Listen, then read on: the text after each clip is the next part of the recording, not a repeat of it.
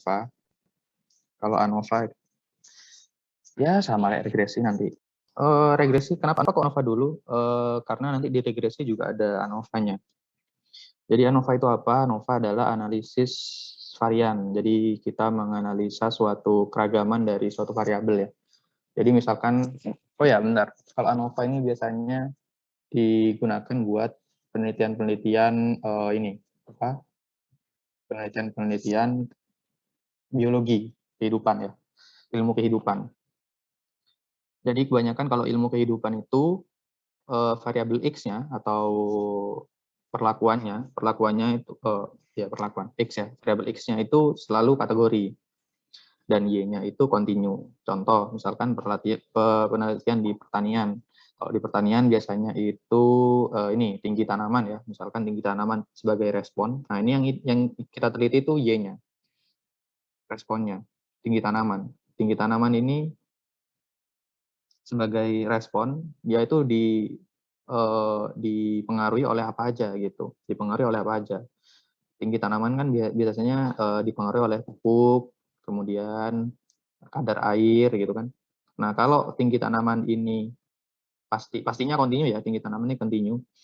Kalau perlakuannya kayak pupuk, dosis pupuk, terus kadar air. Nah, itu kalau kalian itu juga kontinu, nah itu nanti bukan pakai ANOVA biasanya pakai regresi, tapi nanti di regresi juga ada ANOVA tetap. Jadi biasanya dipakai ketika X-nya ini kategori, jadi dikategorikan ya. Kadar pupuknya itu sudah dikategorikan, misalkan 10%, 15%, ada tingkatannya, ada levelnya. Begitu juga dengan kadar air, terus cahaya, gitu juga mungkin bisa. Itu dipakai ANOVA, kalau X-nya kategori. Kalau misalkan X-nya itu ada kontinunya ya, dia sebagai covariat nanti. Jadi dia akan menjadi analisis ANCOVA, analysis of covariant. Jadi X-nya campur, ada X yang kontinu, ada X yang discrete, ada yang ya discrete benar. Kita bahas yang ANOVA dulu, yang X-nya itu kategori ya. Jadi varian, kita tahu varian adalah besaran yang menunjukkan ukuran penyebaran data. Jadi Y-nya kita tadi ngomong tinggi tanaman, atau kalian bisa juga kalau di kesehatan dosis kadar hemoglobin dalam darah misalkan, atau yang diteliti itu itunya Y-nya ya. Jadi Y-nya itu kontinu, dan kenapa kok nilai Y-nya ini beragam gitu? Dipengaruhi oleh apa? Kalau tinggi tanaman tadi kan kenapa kok nilainya beragam-beragam? Mungkin karena dosis pupuk yang berbeda diberikan oleh masing-masing tanaman, atau dosis air, kadar air yang diberikan berbeda-beda pada tanaman. Itu kan salah satu penyebabnya. Begitu juga kalau di darah misalkan ya, kadar hemoglobin dalam darah, kira-kira apa yang menyebabkan? Mungkin sering terjadinya luka atau apa mungkin ya. Aku juga nggak tahu. Ini kalian bisa cari sendiri teori kesehatannya. Biasanya dipakai ke kesehatan. Soalnya kalau kesehatan ini dia maunya X-nya itu kebanyakan kategori. Terus analisis varian adalah metode statistika yang menguraikan keragaman total. Jadi keragaman total si Y ini dibagi ke beberapa komponen.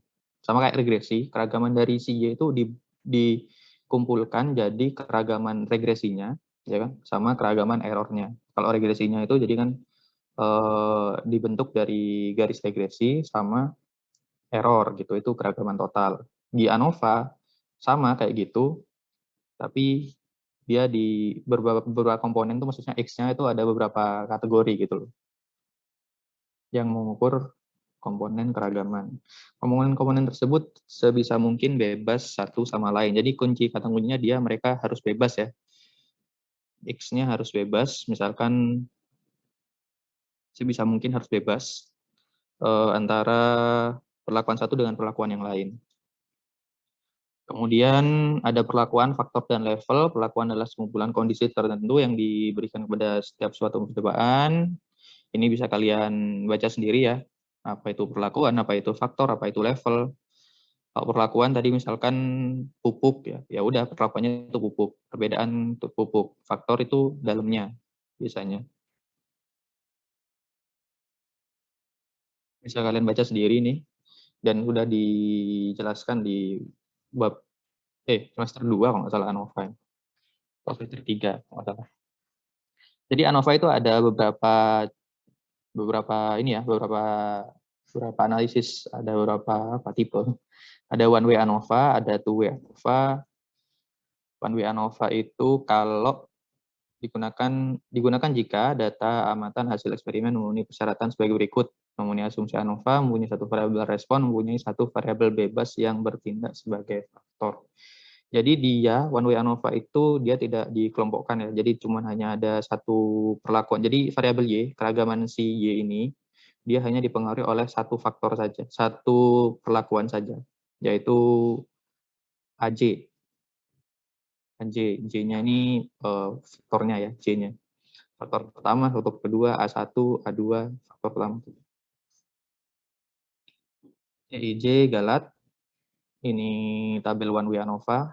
Kalian udah tahu cara ngitungnya, aku tidak perlu menjelaskan lagi di semester 2-3 ya ini. Kita langsung ke R-nya, ke codingannya ya. Misalkan di sini ada sebuah data frame ya. Ini ada data frame di mana ABCDE itu perlakuannya. ABCDE perlakuannya, dan ada 5 ulangan. 1, 2, 3, 4, 5, ya, ada 5. Ini contohnya ini aja lah. 5 ulangan, masing-masing ada 5 perlakuan. Sorry, 5 level. Langkah pertama, ubah bentuk tabel. Nah, ini ya. Kalau ANOVA itu datanya nggak boleh kayak gini ya. Datanya nggak boleh kayak gini, datanya itu harus disusun ke bawah, datar. Jadi ABCDE ini sebagai variabel X-nya kan. Kan perlakuannya ABCDE nih. Perlakuan 1 A, perlakuan 2 B gitu kan. ABCDE ini kan perlakuannya. Jadi itu sebagai kategori 1, kategori 2, kategori 3, kategori 4, dan kategori 5. A itu kategori 1, B kategori 2, dan seterusnya sampai E kategori 5. Jadi harus disusun ke bawah. A ini berarti 1, A, B, C, D. Ini terserah ya mau nyusunnya A, B, C, D atau A, B, B, B, B, B, C, C, C, C, C. Pokok harus sesuai. A5, A4, A8, A6, A3 boleh, atau disusun ke bawah. Intinya disusun ke bawah lah. Jangan lupa juga ABCDE-nya bisa terserah teman-teman ya kayaknya ini. ABCDE-nya bisa dibikin numerik 1, 2, 3, 4, 5. Tapi jangan lupa dibikin as faktor. Ini ada as faktor ya. Di as faktor ini untuk menjelaskan kalau jenis obat ABCDE ini itu sebagai faktor. Sebagai kategori, sorry. As faktor itu maksudnya sebagai kategori. Jadi apa? Data 1 pivot longer. Ini pivot longer ini digunakan untuk ini ya, ke bawah. Cara cepatnya sih ini. Kemudian kasih label namanya ABCDE ini ternyata jenis obat, terus responnya adalah lama sembuh. Tuh. Di sini jenis obatnya kita bikin faktor, jadi as faktor ya. Kemudian kita ini plottingan pakai ggplot. Nanti kalau plot bisa dijelaskan oleh Mas Diego.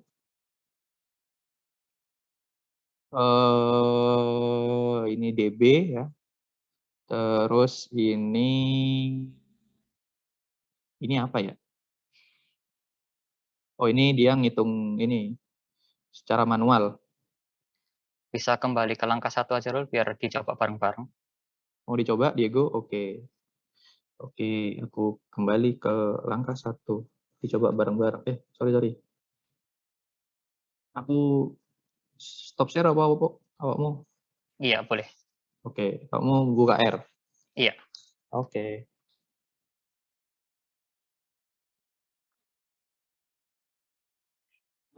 Ya, aku lanjutkan. Jadi tadi kita udah punya data 1 ya.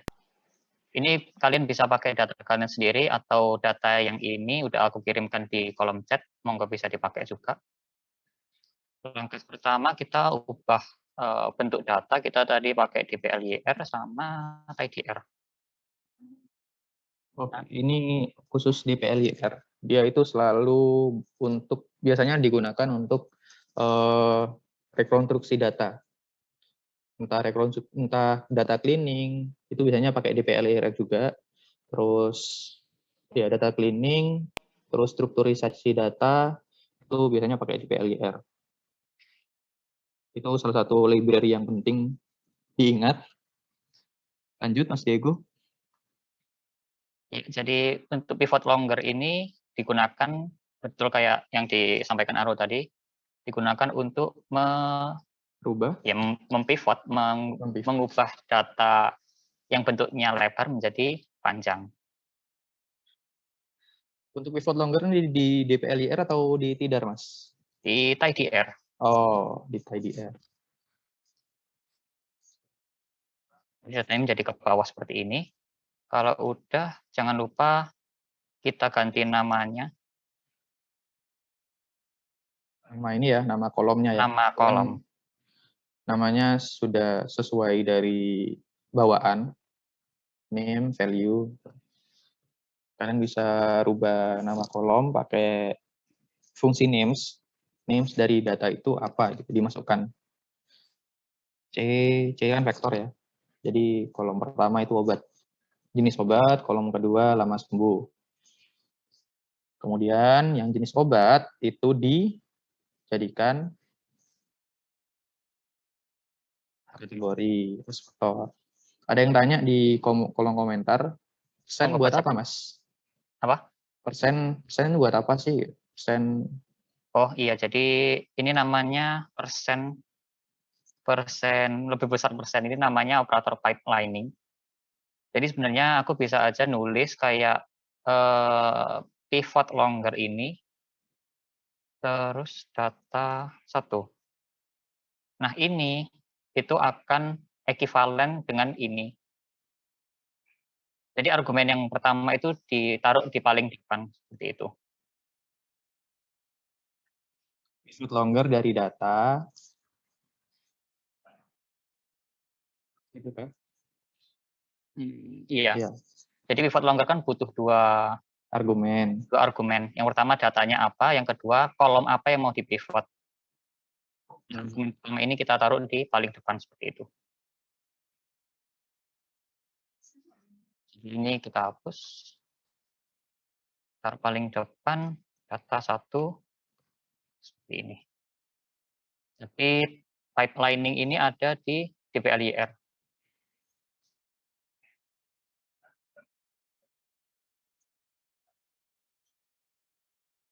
Lanjut. Oke, sekarang kita cek dulu datanya. Glimpse.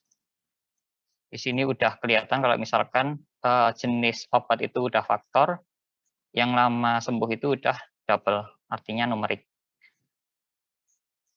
Kalau udah, kita bisa ke eksplorasi data. Eksplorasi data tadi kan aku pakai ggplot. Nah, kalau ggplot, aku rasa yang awal-awal baru belajar masih terlalu kesulitan. Kita bisa pakai library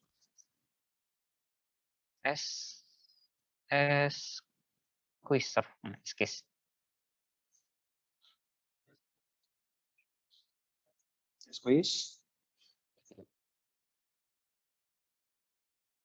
Squeezer.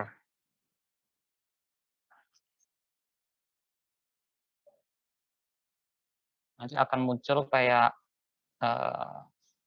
window baru seperti ini.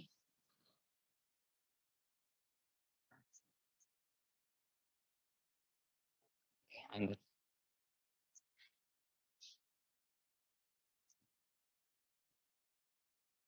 Jaringanmu kayak itu? Enggak. Sih. Oh, itu. Ya, masih lama juga. Nah, ini. Ini datanya kita masukkan. Udah kita import aja. Udah tinggal masukkan jenis obat di X, lalu Y-nya lama sembuh. Ininya kita pilih box plot. Sini dibuat color mungkin. Ini udah jadi. Box-nya juga. Bukan garis stop. Iya, garisnya aja. Kalau fill-nya nggak usah. Kalau udah, bisa di top copy to clipboard atau di insert aja. Jadi library squeezer ini kalian nggak perlu ngoding pakai ggplot. Kan di ggplot ini apa? Library ggplot ini biasanya untuk ngoding ya. Buat ngoding, buat bikin plottingan data ya. Data. Jadi kalian kalau kesusahan pakai ggplot, soalnya apa ya? Bahasanya agak beda. Beda. Itu bisa apa bukan bahasanya ya? Anunya, letak-letaknya tuh agak beda kalau ggplot. Punya Koma-komanya keunikan sendiri lah punya pokoknya. keundangan sendiri pokok. Beda sama kayak yang plot, biasanya kalian kan pakai plot ya, fungsi plot, bla bla bla bla bla bla gitu kan. Nah di ggplot ini udah inputannya juga banyak soalnya. Mulai dari x-nya, as-nya, as ini ada, nah ada operator plusnya juga. Nah itu pokoknya beda sendiri lah unikannya. Cara cepatnya itu kalian bisa pakai squeezer, library squeezer. Kalian install, kalau kalian pakai squeezer nanti muncul tadi apa pop up itu apa squeezer tadi. Kalian nanti bisa tinggal drag and drop aja variabel-variabel sama import datanya tinggal drag and drop aja. Oke, next kita punya apa langkah selanjutnya. Oh, langkah selanjutnya apa? Oh ini, menentukan Derajat derajat bebas. bebas. Ini ngitung manual ini Jadi mah. untuk menghitung hal-hal seperti ini, itu kan kita butuh derajat bebas, lalu kita butuh Jumlah n-nya berapa, kuadrat, n-nya, rata-rata tiap perlakuan, rata-rata rata-rata total. total, ya Total. grand min. Grand min. Oke. Kalau ini n untuk menghitung semua data, kita bisa pakai n row dari data Boleh. satu. Dan row boleh. Kalau length nanti bakal keluar kedua, soalnya kolomnya cuma ada 2. Oh ya, kolomnya ada 2 ya. Terus apa lagi? Perlakuan. Oh iya, P. Jumlah perlakuan. Itu kita bisa pakai, dikasih nama dulu, data 1, terus jenis obat, kita cari uniknya. Uniknya ada berapa? Ada 1, 2, 3, 4, 5. Kita bisa aplikasikan length. Ini udah jadi 5. Data, terus kita ambil kolom jenis obat. Di jenis obat itu nilai uniknya ada berapa. Kita Kalau length. teman-teman bingung, itu nulisnya sama kayak gini, Rek. Length dalam kurung, di dalamnya itu unik, dalam kurung lagi, data 1, jenis obat, gitu ya, Bu? Iya. Nah, kalau kalian bingung, biasanya kan nulisnya gitu ya. Length, dalam kurungnya itu unik, dalam kurungnya lagi itu data 1, jenis obat. Tuh. Itu sama penulisannya. Nah, dalamnya lagi. Set. Nah, itu maksud dari sen, lebih besar dari sen mungkin juga. Lanjut, kita menghitung DP. Hmm. DP total adalah N-1. Lalu DP perlakuan Perlakuan, ini satu, P-1. digalat, Sorry. DBP, Kok ini? DBT, DBT. DP CBG, galat. G, DBT, Berarti DBT. N-P. N-P atau Ya, DBT dikurangi DP perlakuan. ya sama aja. Lanjut, kita tadi butuh rata-rata dari perlakuan. Rata-rata Ini masalah dari perlakuan. perlakuan min. Kita bisa jadi A ini akan di rata-rata, A bakal punya rata-rata sendiri, B punya rata-rata sendiri, kan kayak gitu. Nah, itu kita bisa aplikasikan dengan fungsi agregat. Agregat dari Dari data data 1. 1, Lalu yang mau kita agregat adalah, yang mau kita rata-ratakan adalah lama sembuh. Dikelompokkan berdasarkan jenis obat. Fungsi yang digunakan adalah rata-rata. Sorry.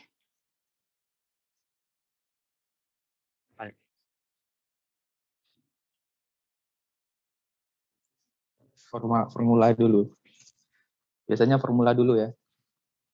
Formula data min. Jadi A rata-ratanya 5,2, B rata-ratanya 7,8 dan seterusnya. Tapi kita cuma butuh kolom kedua.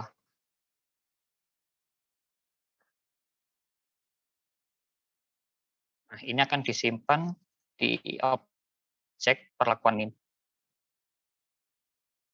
Vektor agregat. Udah vektor. Oke. Selanjutnya kita mau menghitung banyaknya ulangan untuk tiap perlakuan. Sama, ya tinggal agregat, tapi kita bukan min, tapi length.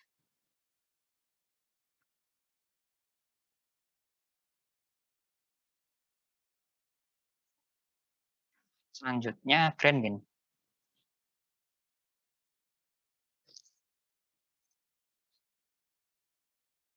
Grand min berarti tinggal data 1 lama sembuh min.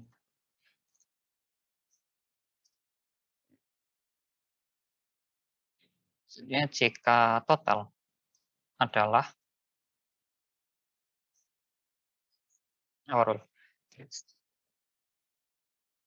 total data 1 ini bukan ini dikurangi grand min terus dikuadratkan. Terus dijumlah. Oh iya. Sum.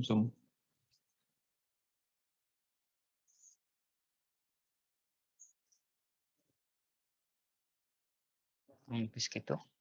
Kalau jika perlakuan ini hampir sama kayak ini. Hanya saja yang dijumlah di sini adalah n kecil kali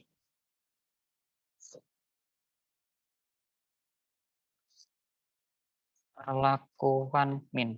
Perlakuan min dikurangi grand min dikalikan ini, dikuadratkan terus dikalikan n terus dijumlahkan. Belum kok. Jika galat adalah jika total dikurangi jika perlakuan. Selanjutnya menghitung KT perlakuan adalah jika perlakuan dibagi DP perlakuan.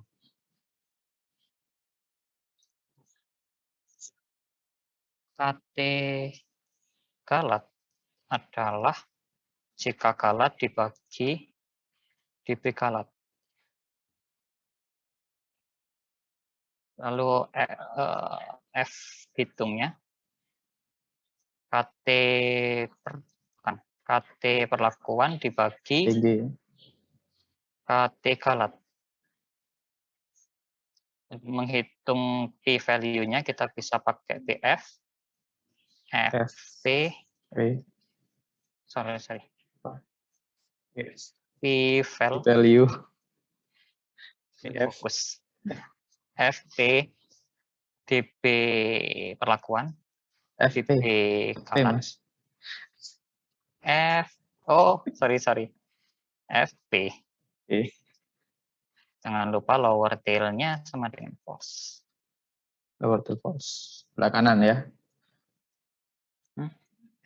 DBP belum di-run. DB perlakuan. Orang di-run loh. Oh, sorry. B-nya besar. DB. Oke, kalau udah di sini, udah sampai sini berarti kita bisa gabungkan dalam satu tabel data frame. Ya, Rival. Hasilnya seperti ini. Sampai sini mungkin ada yang mau ditanyakan atau ada yang mau men-share progresnya, codingannya sendiri gimana?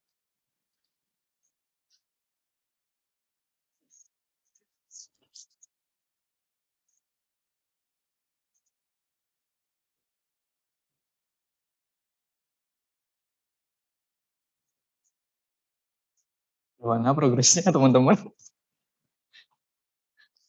Sambil dipraktekin ya.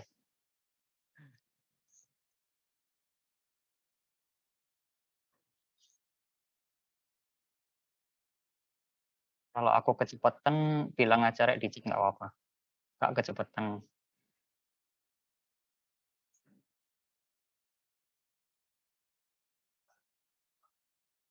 Lah ini kan udah dijelaskan. Mungkin disebutin.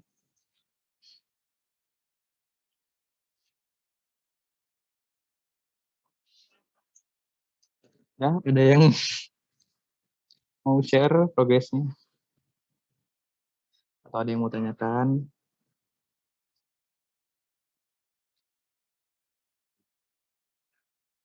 Halo guys.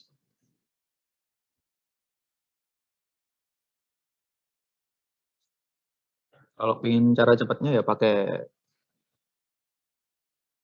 di bagian squeeze itu pilihannya yang mana tadi? Squeeze. Cara cepatnya pakai ANOVA.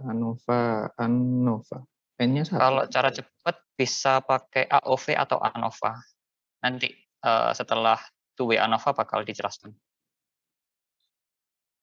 Di bagian escape itu pilihannya yang mana tadi? Oke, Itu jadi output kalau apa udah ngambil datanya ya apa tadi Pak? Ya ke yang berkecepatan. squeezer, nah ini. Kalau udah di load library-nya ini bakal muncul, terus, nah bakal muncul seperti ini ya, window seperti ini.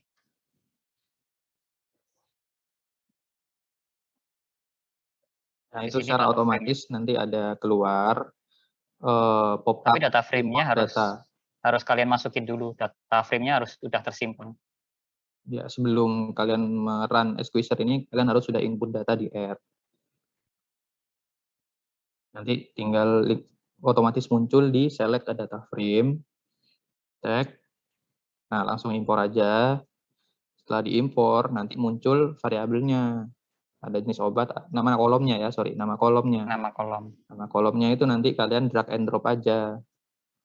Yang mana yang di X, yang mana yang di Y, yang mana yang sebagai fill atau fill ini isiannya ya. Fill itu Warna ya isiannya, isinya.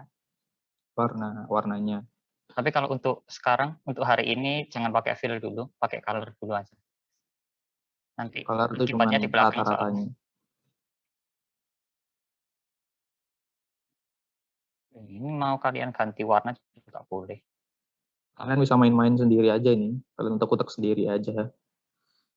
Ini buat apa? Up range ini buat apa? Load option ini buat apa?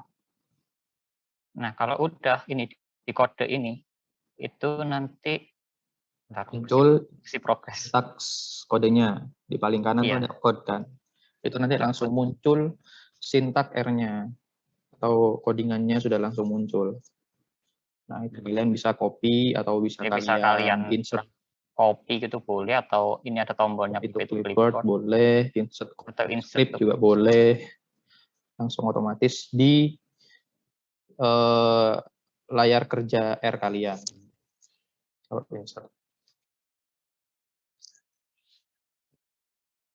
Jenis plotnya bisa kalian pilih juga sebelah kiri atas. Tapi jangan lupa jenis obat tadi udah harus Untuk diubah faktor menjadi ya, faktor. harus sudah yang mana yang kategori, yang mana continue, kalian harus sudah rubah dulu. Ini kan Sehingga udah kalian ada keterangan. data Jenis obatnya sudah faktor.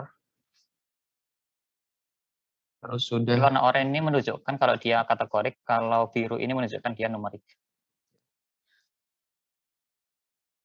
Pokok kalian sebelum analisa itu harus datanya sudah clean, sudah siap dianalisis. Mana yang kategori, mana yang continue. Biasakan seperti itu semua. Lanjutkan lagi. Kalau enggak lanjut ke contoh mungkin. Ada contoh, Bu? Nggak ada.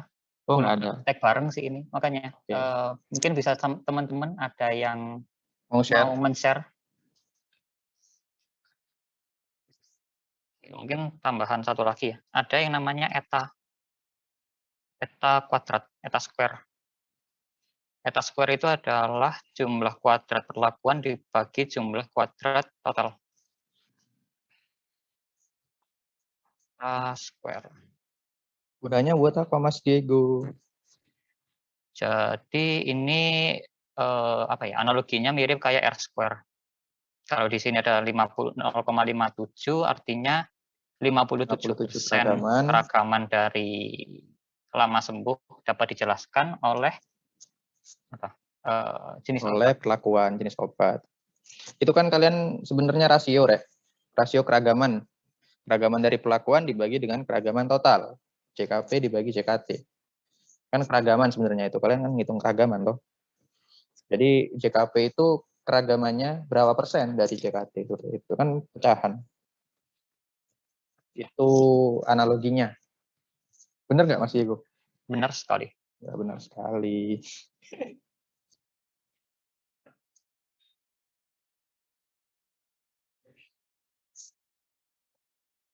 Nggak ada. Library itu kamu itu namanya? Library ini Nggak ada library-nya. Eta square itu nama variabelnya. Ada nanti dijelaskan Nanti di belakang. ada di tempat lain tapi. Ini kan masih ngitung manual ya, Gusti. Jadi kalau di ngitung manual. Jadi biar ada bedanya antara mata kuliah Komstat sama mata kuliah yang benar-benar Unfarm.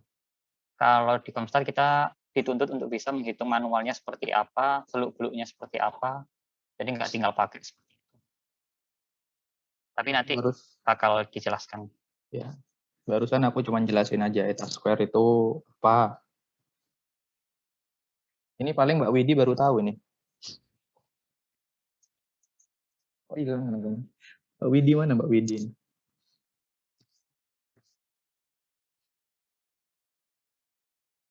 Ada yang mau share? Halo teman-teman, ada yang mau share codingannya? Ada yang pakai datanya sendiri terus dicobakan? Iya. Nggak usah sampai akhir nggak apa-apa. Sampai. Oke, eta square. Eta square itu adalah perbandingan antara jumlah kuadrat perlakuan dengan jumlah kuadrat total. Artinya adalah besaran variabilitas respon yang dapat dijelaskan oleh perlakuan.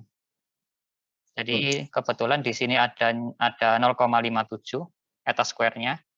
Artinya 57% variabilitas dari lama sembuh pasien dapat dijelaskan oleh penggunaan obat. Perbedaan jenis obat. Ya.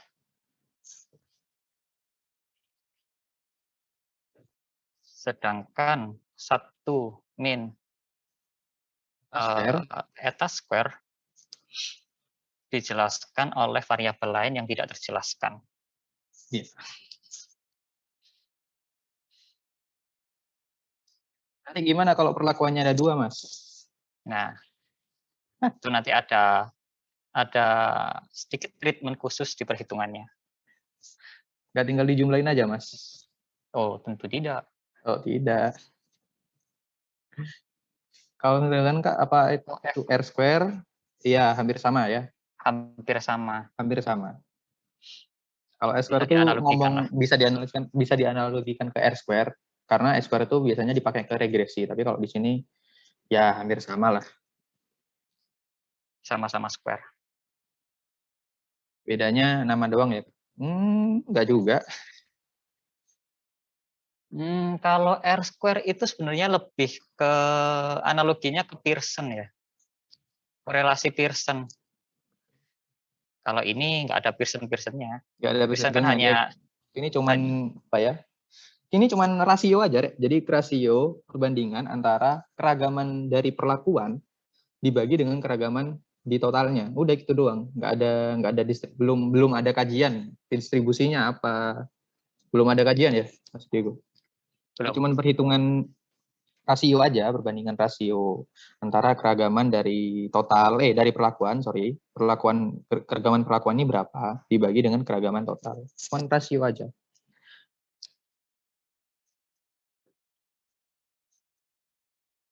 Analoginya tapi hampir sama ya, Analoginya mirip. mirip sekali. Karena rumusnya juga hampir mirip sebenarnya. Hampir Iya, mirip, rumus. ngomong hampir. Iya, sama lah. Kalau misalkan diregresi kan jika regresi dibagi jika total, ya Run. Ya, ya persis ya berarti. Cuma kita di sini kan nggak ngomongin regresi sama sekali. Belum. Belum ngomongin regresi.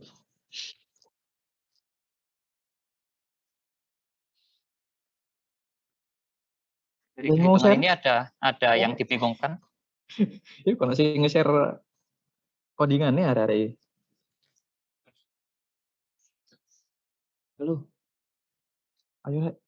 Sampai mana codingannya? Bisa di-share? Random gue ditunjuk. Boleh nih.